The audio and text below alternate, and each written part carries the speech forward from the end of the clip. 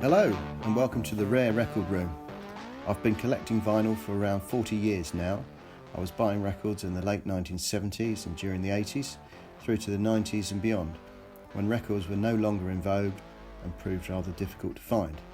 My collection is mostly guitar-based music from the 50s through to the 90s, covering rock and roll, through rhythm and blues, beat, psychedelia, rock, soul, funk, punk and new wave, pop and Britpop. It comprises around 2,500 records, mostly LPs, although there's a few hundred 7-inch singles, EPs and 12-inch singles. Most original pressings or unusual versions, and my aim in these videos is to show some of the more interesting that I have, or at least the ones I find interesting. If you do too, please feel free to hit the like button and check out my other videos.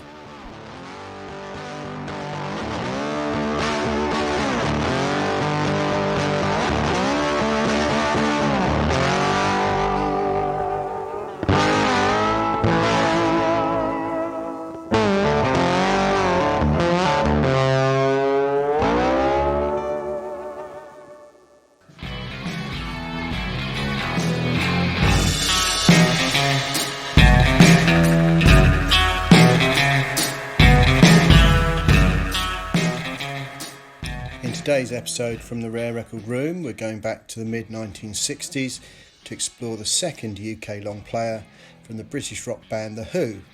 Titled A Quick One and released at the end of 1966, this album followed quick on the heels of their R&B heavy debut LP, My Generation, released 12 months earlier. A Quick One was a departure from the R&B emphasis of their first LP, with only one cover from that genre, being The Who's version of the Motown hit Heatwave by Martha and the Vandellas. The rest of the album is made up of original songs by individual group members. The Who's new music publishing company, Essex Music, offered the band £500 each to write at least 2 numbers for their next record. In the event, Keith Moon wrote 2 songs, one of which was an instrumental. John Entwistle also wrote 2 tracks, and Roger Daltrey wrote 1. Pete Townshend wrote 4 of the songs, and in spite of this, A Quick One remains the Who album least dominated by their primary songwriter. Entwistle's track Boris The Spider came about after a drinking session with fellow bassist Bill Wyman of the Rolling Stones. They were making up silly names for creatures, and Boris The Spider developed into a song, quickly becoming his most popular and being a staple of concert set lists. The spider and spiderweb idea even became something of a motif for the bass player. Keith Moon's song I Need You was a jibe at the Beatles, with a mocking vocal delivered in the style of John Lennon. Moon's other song was an instrumental with a music hall quality in which each band member played a wind instrument, with Townsend on penny whistle, Daltrey on trombone, Moon on tuba and Entwistle playing the trumpet, which he had learnt as a child. He'd also played the bugle in the Boys Brigade.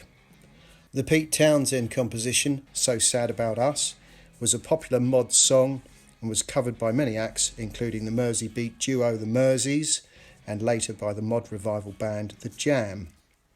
Pete Townshend's most telling offering is arguably the musical suite A Quick One While He's Away, a 9-minute extended song cycle, being his first foray into a musical story concept which led to the rock operas Tommy and Quadrophenia. This bawdy mini-opera was often performed live at concerts, and standout recorded versions appear on the Rolling Stones' Rock and Roll Circus and the classic 1971 LP Live at Leeds. It was also played by the band at the Monterey Pop Festival, their appearance propelling them into the American mainstream.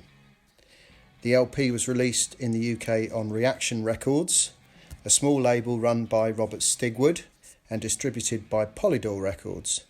It was one of only 3 LPs released on that label, all classics, the others being Fresh Cream and Disraeli Gears, both by Cream, whom Stigwood also managed. It was issued in mono only on the Royal Blue label with silver print under the catalogue number 593002. The label states Made in England, and the rim text is an all rights reserved notice. Robert Stigwood's stylised RS monogram appears at the 2 o'clock position. The songwriting credits on side 1 feature John Entwistle's surname misspelled with an H. The LP was recorded at IBC, Pi and Regent Sound Studios in London and was produced by Kit Lambert, and the executive producer was the Who manager Chris Stamp, younger brother of actor Terence Stamp and also the manager of Jimi Hendrix. Both producers co-founded Track Records, which would issue both the Who and Jimi Hendrix albums from 1967. The record cover is the design with internal flaps and is laminated on both sides. It was printed and made in London by Ernest J. Day Limited. The famous sleeve artwork is by the British illustrator Alan Aldridge, known for his psychedelic designs for The Who and famously for the Beatles, and later the cover artist for Elton John's 1975 LP Captain Fantastic and the Brown Dirt Cowboy. The inner sleeve is a plain die-cut paper sleeve displaying patent number and the notice made in England.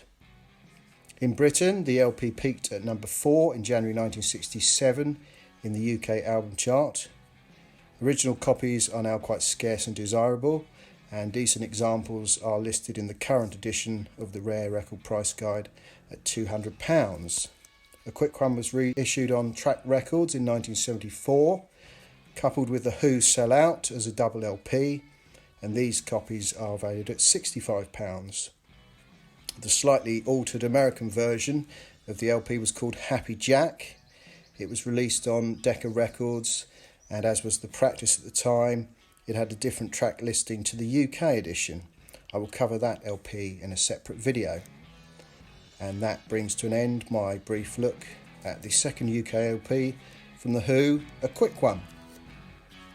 That's your lot for this episode from the Rare Record Room. I hope you enjoyed the content. If you did like the video, please make sure you subscribe to the channel to see more and to receive notifications for any new uploads. Thanks for watching. See you next time.